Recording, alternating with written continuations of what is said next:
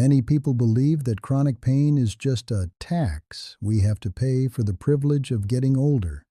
We're told that stiff joints in the morning, aching lower backs after a short walk, or that persistent heavy feeling in our muscles are simply something we have to accept once we cross the threshold of 60.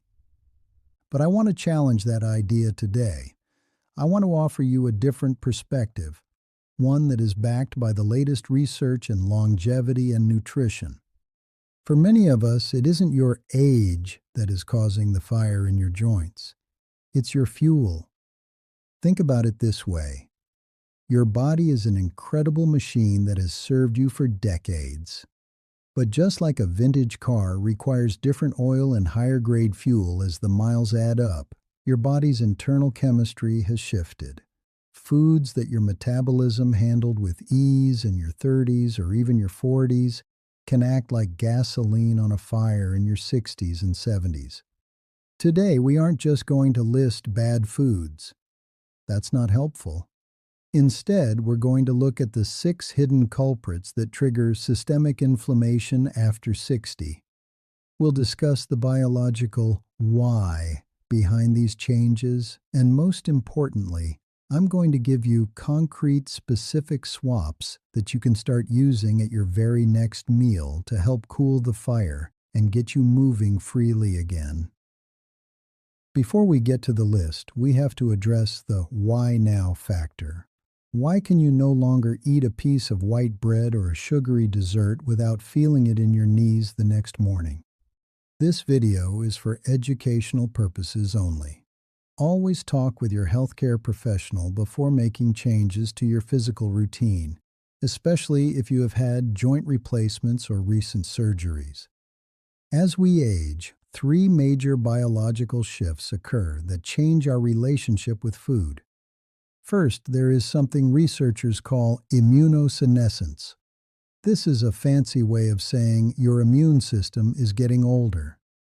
When you were younger, inflammation was an on-off switch. You'd get a cut or a cold, your body would inflame to heal it, and then the switch would flip off. After 60, that switch gets sticky. The body stays in a state of low-grade chronic inflammation, even when there's no injury to heal. Second, we deal with the glycemic gap. Your insulin sensitivity naturally declines as you age. This means when you eat sugar or refined carbs, that sugar stays in your bloodstream much longer than it used to. While it's sitting there, it creates advanced glycation end products, appropriately abbreviated as AGEs. These compounds literally damage the collagen in your joints and the lining of your blood vessels. Finally, your gut barrier becomes more permeable. The tight junctions in your digestive tract that keep toxins out of your blood begin to loosen. This means inflammatory triggers from certain foods leak into your system more easily. This sounds a bit clinical, I know. But understanding this is your superpower. It means you aren't broken. You just need a different strategy for this chapter of your life. Culprit number 1, the liquid spike. The number 1 driver of inflammation after 60 is refined sugar. When you consume sugar, your liver releases fatty acids and your body produces pro-inflammatory cytokines.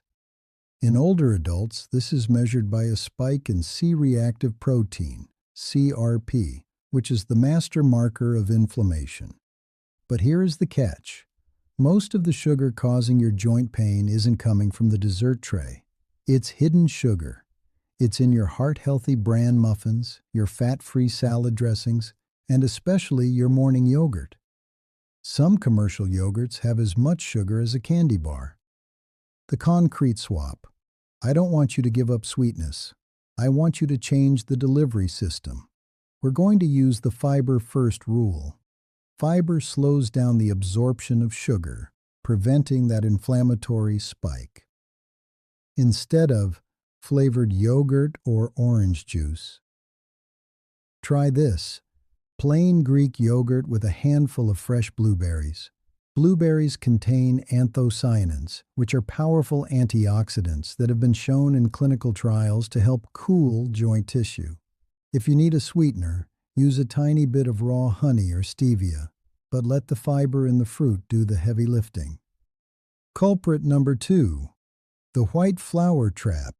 White bread, white pasta, and crackers are essentially sugar in disguise. Because the fiber and germ have been stripped away, your body turns these into glucose almost the moment they touch your tongue. For someone in their 60s, a bowl of white pasta can cause a blood sugar surge that lasts for hours. During those hours, your body is in an inflammatory red zone. This is why you might notice your fingers feel puffy or your rings feel tight after a high-carb Italian dinner. The concrete swap. We're going to focus on the sprouted or ancient swap. Instead of white sandwich bread or enriched wheat crackers. Try this, sprouted grain bread. Because the grains are sprouted, the body recognizes them as a vegetable rather than a starch. For dinner, swap your white pasta for chickpea pasta or quinoa.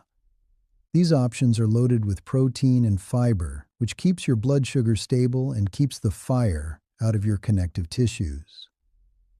Culprit number 3, the preservative fire. Processed meats, like deli ham, bacon, sausages, and hot dogs, are a double whammy for inflammation. Not only are they often high in saturated fats that can trigger adipose tissue inflammation, but they are packed with nitrates and sodium. As we age, our kidneys and liver become less efficient at filtering these preservatives. When they linger in your system, they trigger an immune response. Many of my clients find that when they cut out deli meats, their brain fog clears up along with their joint pain. The concrete swap. We want to move toward one-ingredient proteins instead of packaged turkey slices or breakfast sausages. Try this. Roast a whole chicken or a turkey breast on a Sunday. Slice it thin yourself for sandwiches during the week. The power play. Try canned wild-caught sardines or salmon. I know sardines aren't for everyone, but they are the ultimate joint food. They are packed with omega-3 fatty acids and vitamin D, both of which are essential for bone health and reducing the tenderness in rheumatoid and osteoarthritis. Culprit number 4, the omega imbalance. This is perhaps the most misunderstood culprit. For years, we were told vegetable oils like corn, soybean, and cottonseed oil were heart-healthy. But we now know that these oils are incredibly high in omega-6 fatty acids. While we need some omega-6, the modern diet has us eating 20 times more than we need. This imbalance sends a signal to your immune system to stay in attack mode. Most hidden inflammation comes from these oils because they are in almost every packaged snack and bottled salad dressing on the shelf. The concrete swap. We're going to do a golden ratio oil change. Instead of bottled Italian dressing or cooking with vegetable oil or margarine. Try this, extra virgin olive oil or avocado oil. Olive oil contains a compound called oleocanthal, which has an effect remarkably similar to anti-inflammatory medicine, like ibuprofen, but in a natural food-based form. For your salad, just use olive oil, a squeeze of lemon, and a pinch of sea salt. Simple, delicious, and healing. Culprit number 5, alcohol. I want to be very gentle here because I know many people enjoy a glass of wine in the evening. But after 60, our liver produces significantly less of the enzyme alcohol dehydrogenase. This means alcohol stays in your system longer, irritates the gut lining, and creates leaky gut. When your gut is irritated, it leaks inflammatory markers into your bloodstream that go straight to your most vulnerable joints. Plus, alcohol ruins your REM sleep, and sleep is the only time your body actually repairs joint tissue. The concrete swap. Try the 3-day reset and the tart cherry alternative. The goal. Aim for at least 3 or 4 consecutive days a week with zero alcohol to let your liver and gut recover. The swap. On those off nights, drink 8 ounces of tart cherry juice mixed with sparkling water. Tart cherry juice is a natural source of melatonin for sleep and is one of the only foods clinically proven to reduce the uric acid that causes gout and joint flares. Culprit number 6, the diet deception. Finally, beware of the diet aisle.